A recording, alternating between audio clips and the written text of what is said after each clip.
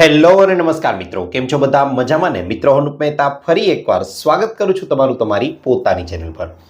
મિત્રો, શરીરમાં ગરમી હોવી ખૂબ જ વધારે જરૂરી છે, કારણ કે આ ગરમીના કારણે જ આપણી પાચનને લગતી, પાચન તંત્રની ગતિવિધિઓને લગતી અને તેની સાથે સાથે શરીરનું તાપમાન જાળવવાની પ્રક્રિયાઓ ખૂબ જ સરળતાથી થઈ શકે છે।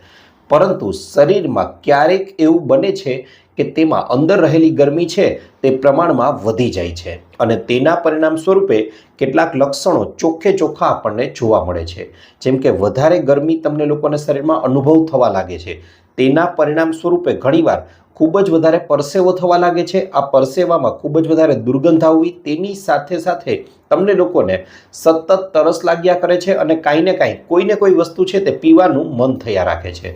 સાથે સાથે તમારું શરીર છે તે તડકો સહન નથી કરી શકતું અને તડકામાં જવું પડે તો ચહેરો છે તે લાલ થવા લાગે છે। ઘણીવાર હાથ પગના તળિયા અને આંખો છે તેમાં પણ ખૂબ જ બળતરા થવા લાગે છે। શરીરમાં ગરમી વધી ગયેલી છે તેના આ સ્પષ્ટ ચિહ્નો છે। આ ઉપરાંત મિત્રો વાત કરવા જાઉં તો વાળ છે તે નાની ઉંમરમાં જ સફેદ થવા લાગે છે। બહેનો અને માતાઓને જે માસિક આવે છે તેની માત્રામાં ખૂબ જ વધારે વધારો થઈ જાય છે। એસિડિટી છે, ખાટા ઉડકાર છે, વારંવાર મોઢામાં ચાંદા પડવા જેવી સમસ્યા છે અને સ્વભાવમાં પણ ચીડિયાપણું આવી જવું, આ પણ શરીરમાં વધી ગયેલી ગરમીનું સ્પષ્ટ સૂચન કરે છે। મિત્રો, જરૂરી નથી કે આ તમામ લક્ષણો છે તે તમારા શરીરમાં એકી સાથે જોવા મળે। હા, આ પૈકીના 2 કે 3 લક્ષણો પણ તમને લોકોને જોવા મળતા હોય તો ચોક્કસથી એવું સમજવું જોઈએ કે આપણા શરીરની અંદર ગરમીની માત્રા વધી ગઈ છે। અને મિત્રો, જો ગરમીનું મુખ્ય કારણની વાત કરવા જઈએ તો શા માટે આ ગરમી વધે છે, તો આયુર્વેદ મુજબ કહેવા જાઉં તો આ ગરમી વધવાનું મુખ્ય કારણ શરીરમાં વધી ગયેલો પિત્ત દોષ છે। જી હા મિત્રો, અને શા માટે આ પિત્ત દોષ વધે છે તો તેનું મુખ્ય કારણ છે મિત્રો, એક તો ઋતુઓના બદલવાથી, તેની સાથે સાથે આગળ વાત કરવા જઈએ તો ખોટી ખાણીપીણી કારણે, સાથે સાથે વધારે પડતું ધૂમ્રપાન કે પછી વધારે પડતું આલ્કોહોલનું સેવન કરવામાં આવે તો પણ આવી સમસ્યા છે તે ઉદ્ભવે છે। હવે પ્રશ્ન એવો થાય કે ભાઈ, આ તો વાત થઈ તેના કારણો અને લક્ષણોની, કેવા ઉપાયો છે તે તેના માટે કરી શકાય? તો મિત્રો, અહીં હું તમને લોકોને આજના વિડીયોમાં એવી 5 વસ્તુઓ સૂચવવાનો છું કે જેને તમે લોકો આ ઉનાળામાં ટ્રાય કરી લેશો તો ગેરંટી સાથે કહું છું, શરીરની ગમે તેવી વધી ગયેલી ગરમી હશે તે સંપૂર્ણપણે દૂર થઈ જશે અને તમે આંતરિક રીતે એકદમ ઠંડક અને તેની સાથે સાથે આરામનો અહેસાસ કરશો। તેમાં નંબર 1 ઉપર જે વસ્તુને સ્થાન આપવામાં આવેલું છે તેનું નામ છે ગુંદકતીરા અથવા કતીરા। જી હા મિત્રો, ગુંદકતીરા કે જેને અંગ્રેજીમાં ટ્રેગેકેન્થ ગમ તરીકે ઓળખવામાં આવે છે અને ગુજરાતીમાં તેને ગુંદકતીરા અથવા કતીરા તરીકે ઓળખાય છે। મિત્રો, આ વસ્તુ એવી છે કે જે ઉનાળા દરમિયાન ઝાડના થડમાંથી આપમેળે જ મળી આવે છે અને કોઈ પણ અનાજ કરિયાણાની દુકાનમાં ખૂબ જ સરળતાથી તમને લોકોને મળી જશે। કિંમતમાં પણ સસ્તી છે, લગભગ 100 ગ્રામ છે તે 30 રૂપિયામાં તો મળી જશે। હવે આનો ફાયદો શું છે તો મિત્રો એ તમને જણાવી દઉં।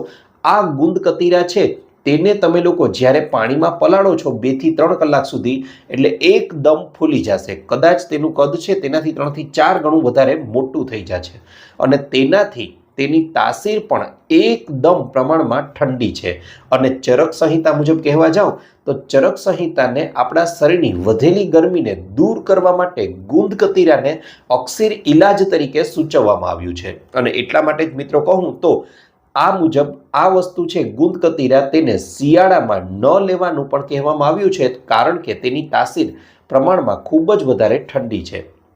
મિત્રો, તમે લોકો જાણો છો એ પ્રમાણે કે લીંબુ પાણી છે તે પણ આપણા શરીરની ગરમીને ઘટાડવાનું કાર્ય કરે છે, પણ તેની સાથે સાથે લીંબુ પાણીમાં 1 ચમચી આવું પલાળેલા ગુંદકતીરા ઉમેરી દેવામાં આવે તો પછી વાત જ ન પૂછો, એટલી સરસ ઠંડક તમારા શરીરમાં થઈ જશે કે ગરમીનું તો નામો નિશાન નહીં રહે।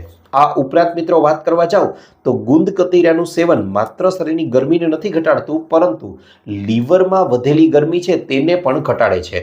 ચહેરા પર ખીલ આવી ગયા છે ગરમીના કારણે તો તેને પણ ઓછા કરવાનું કાર્ય કરે છે। સાથે સાથે તમારા પાચન તંત્રને અંદરથી મજબૂત બનાવે છે અને તેની સાથે સાથે ચહેરાની ચમક છે તેમાં પણ વધારો કરવાનું કાર્ય ખૂબ જ સારી રીતે કરે છે.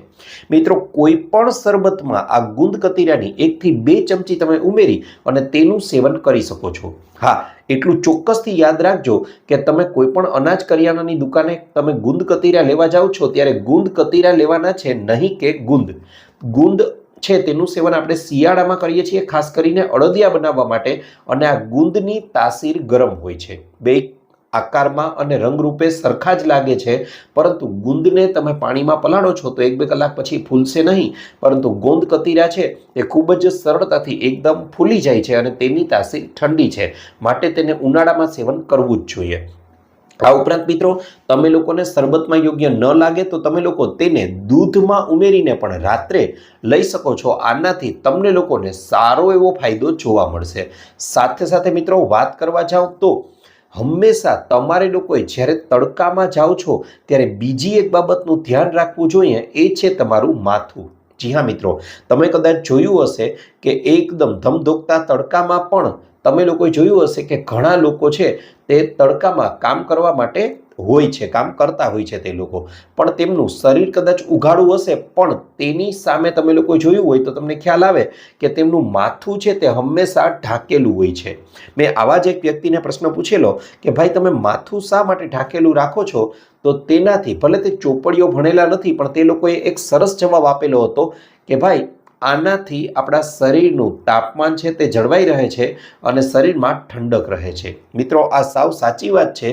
તમે તમારા માથા છે તેને કવર કરીને રાખવાનું છે જ્યારે પણ તડકામાં જાઓ. પછી હેલ્મેટના સ્વરૂપમાં હોય, સ્કાર્ફના સ્વરૂપમાં હોય કે પછી ટોપીના સ્વરૂપમાં હોય, આમાંથી કોઈને કોઈ વસ્તુ પહેરી જ રાખવી જોઈએ. અને જો શક્ય હોય તો સવારે 11 વાગ્યાથી માંડી અને સાંજે 5 વાગ્યા સુધીનો સમય એવો હોય છે કે આ સમયગાળા દરમિયાન સૂર્યનો તડકો તેજ હોય છે. જો શક્ય હોય તો બહાર ન જ નીકળવું, અને બહાર નીકળવું જ પડે છે તો પછી તમારે લોકોએ ચોક્કસથી હમણાં જે વસ્તુઓ સૂચવી તે પ્રકારની પ્રોટેક્શન તમારા માથા પર રાખવી, કે જેથી કરીને માથાનું તાપમાન નહીં વધે તો તેના પરિણામ સ્વરૂપે આખા શરીરની ગરમી છે તે પણ હવે નહીં વધે. તેની સાથે સાથે મિત્રો, ક્યારેય પણ નાહવા માટે ઉનાળા દરમિયાન તો ખાસ ગરમ પાણીનો ઉપયોગ કરો છો, કાંઈ વાંધો નહીં, શરીર પર નાખી શકો છો, તેનાથી સ્નાયુઓ રિલેક્સ થાય છે. પરંતુ ગરમ પાણીનો ઉપયોગ ક્યારેય પણ માથું ધોવા માટે ન કરવો, તેનાથી સીધું જ આપણા વાળને નુકસાન થાય છે. જો તમને માથું ધોવાની ઈચ્છા થઈ જ ગઈ છે તરત જ ગરમીમાંથી આવ્યા પછી, તો તમે લોકો ઠંડા પાણીથી સ્નાન લઈ શકો છો અને માથે પણ નાહી શકો છો. આનાથી તમારા લોકોની શરીરની વધેલી ગરમી છે તે ખૂબ જ સરળતાથી ઘટી જશે. હા, ખૂબ જ વધારે ગરમી વધી ગઈ છે તો આ ઠંડા પાણીની અંદર તમે લોકો 2 થી 3 ચમચી જેટલું ગુલાબ જળ પણ ઉમેરી શકો છો. તેનાથી પણ તમને લોકોને સારો એવો ફાયદો જોવા મળશે. મિત્રો, આ ઉપરાંત વાત કરવા જાઉં તો વધી ગયેલી ગરમીને દૂર કરવા માટે લોકો છે તે હંમેશા કંઈક ને કંઈક પીવાનો આગ્રહ રાખે છે. જો મિત્રો તમારે આ વધેલી ગરમી છે તેને દૂર કરવા માટે કંઈક ને કંઈક વસ્તુ પીવી જ હોય તો આ માટે તમે લોકો સોફ્ટ ડ્રિંકનો સહારો લો છો, એ સંપૂર્ણપણે ખોટી વાત છે.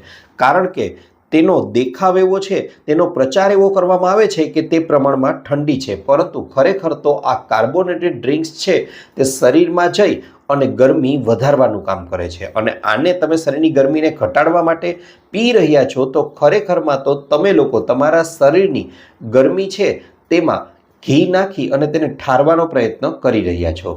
જો તમારે લોકોએ કંઈ પીવું જ છે શરીરની ગરમીને ઘટાડવા માટે, તો ચોક્કસથી આ ઋતુની શ્રેષ્ઠ વસ્તુ એટલે કે શેરડીનો રસ છે તે તમારે લોકોએ પીવો જોઈએ. મિત્રો, શેરડીનો રસ છે તેની તાસીર અત્યંત ઠંડી છે. તેની સાથે સાથે શેરડીનો રસ જો તાજો હોય તો તે સૌથી શ્રેષ્ઠ છે, કારણ કે શેરડીનો રસ જ્યારે નીકળે છે તેના 10 થી 12 મિનિટની અંદર જ પી લેવો એ આપણા સ્વાસ્થ્ય માટે સારામાં સારો માનવામાં આવેલો છે. આ ઉપરાંત જ્યારે શેરડીનો રસ નીકળતો હોય ત્યારે તેમાં જો શક્ય હોય તો લીંબુ છે, આદુ છે, ફુદીનો છે, આવી વસ્તુઓ પણ ઉમેરવાનો આગ્રહ રાખો. આનાથી તમને સારામાં સારો ફાયદો થશે. આ ઉપરાંત લીવરની વધી ગયેલી ગરમીને પણ દૂર કરવાનું કાર્ય શેરડીનો રસ છે તે ખૂબ જ સારી રીતે કરે છે. સ્વાદ વિશે તો કહેવું જ નહીં પડે, કારણ કે બધાને લગભગ શેરડીનો રસ ભાવે જ છે.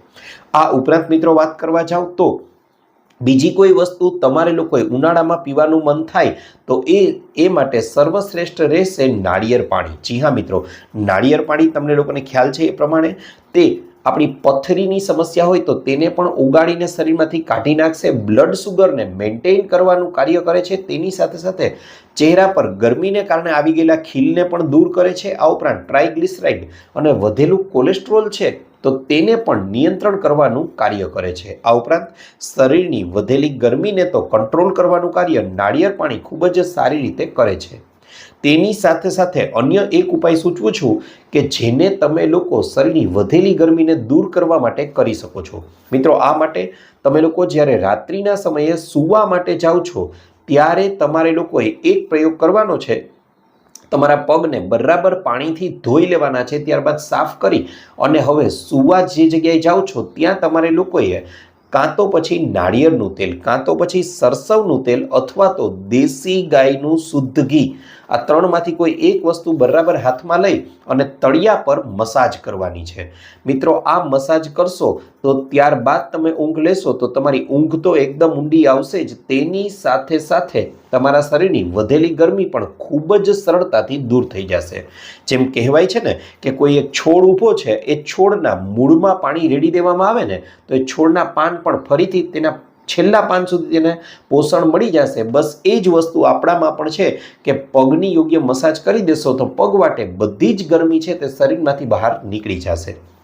આમાં પણ આયુર્વેદમાં સૂચવેલો શ્રેષ્ઠ ઉપાય તમને કહેવા જાઉં તો તમારે લોકોએ જો ક્યાંયથી મળી જાય તો એક કાંસાની વાટકી લઈ લેવાની છે। આ કાંસાની વાટકી લઈ અને તમારે લોકોએ દેશી ગાયનું શુદ્ધ ઘી થોડું લઈ અને તળિયા પર ઘસી અને કાંસા વડે તેની કાંસાની વાટકી ઊંધી કરી અને તેના વડે તેની મસાજ કરવાની છે। બંને પગના તળિયામાં 2-5 મિનિટ મસાજ કરો। ધીમે ધીમે કદાચ એવું પણ બનશે કે તમારી ગરમી શરીરમાં બહુ વધી ગઈ હશે તો તમારા પગના તળિયા ધીમે ધીમે કાળા પણ થવા લાગશે। જેમ વધારે પગના તળિયા કાળા થાય તેમ તમારા શરીરમાં ગરમીની માત્રા વધારે છે એવું સમજવું। ત્યારબાદ આ મસાજ કરી દીધા પછી સામાન્ય કપડાં વડે તમારા પગ છે તેને લૂછી નાખવાના છે, સાફ કરી નાખવાના છે અને ત્યારબાદ તમે સૂવા માટે જાઓ। મિત્રો, ગેરંટી સાથે કહું છું તમારી ઊંઘ છે તેની ગુણવત્તા એકદમ વધારે સુધરી જશે અને શરીરમાં જાણે ઠંડક એકદમ આવી ગઈ હોય તેવો અહેસાસ પણ તમને લોકોને જોવા મળશે।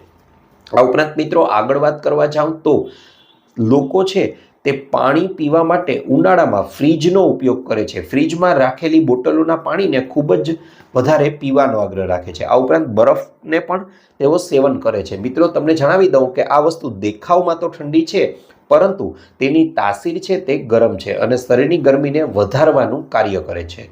તો આના ઉપાય રૂપે શું કરવું? મિત્રો, નાનકડો એક ખર્ચ છે, તમારે લોકોએ લઈ આવવાનું છે પેઢી દર પેઢીથી ચાલી આવતું માટીનું માટલું। જી હા મિત્રો, આનાથી વધારે શ્રેષ્ઠ ઉપાય કોઈ હોય જ ન શકે। તમારે લોકોએ માટીનું માટલું લઈ આવવાનું છે અને આ માટીના માટલાની અંદર રાત્રે પાણી ભરી દેવાનું છે અને આખા દિવસ દરમિયાન તમે બીજા દિવસેથી આ પાણીનું સેવન કરવાનું શરૂ કરી દો। મિત્રો, આ પાણી છે તે કુદરતી ઠંડક પૂરી પાડે છે અને કુદરતી રીતે તેમાં મિનરલ્સની સંખ્યા પણ વધી જાય છે અને કુદરતી રીતે આલ્કલાઇન પાણી આ હોય છે કે જે તમારા શરીરને અંદરથી ઠંડક તો પૂરી પાડે જ છે, તેની સાથે સાથે જરૂરી પોષક તત્વો પણ આ પાણી દ્વારા તમને મળી રહેશે અને આનાથી ઉત્તમ શરીરની ગરમી ઘટાડવા માટે બીજી કોઈ વસ્તુ હોય જ ન શકે। અને આનો પ્રયોગ તમે આજથી શરૂ કરી દેશો અને અહીં દર્શાવેલા જેટલા પણ ઉપાયો છે તેમાંથી 2-3 ઉપાય પણ કરી લેશો ને મિત્રો, તો ગેરંટી સાથે કહું છું શરીરની ગમે તેવી વધેલી ગરમી હશે તે સંપૂર્ણપણે જડમૂળમાંથી દૂર થઈ જશે। તો મિત્રો, આ તો હતો મારો આજનો વિડીયો। આશા રાખું છું આપને મારો વિડીયો ગમ્યો હશે। વિડીયો ગમ્યો હોય તો લાઇક કરજો, ચેનલને સબસ્ક્રાઇબ કરજો। આ ઉપરાંત આપને પણ કોઈ હેલ્થ કે બ્યુટી સંબંધિત સમસ્યા હોય તો એ પણ જણાવજો। અમે તેને અનુરૂપ પણ નવા વિડીયો લાવવાનો પૂરતો પ્રયાસ કરીશું। આપનો ખૂબ ખૂબ આભાર।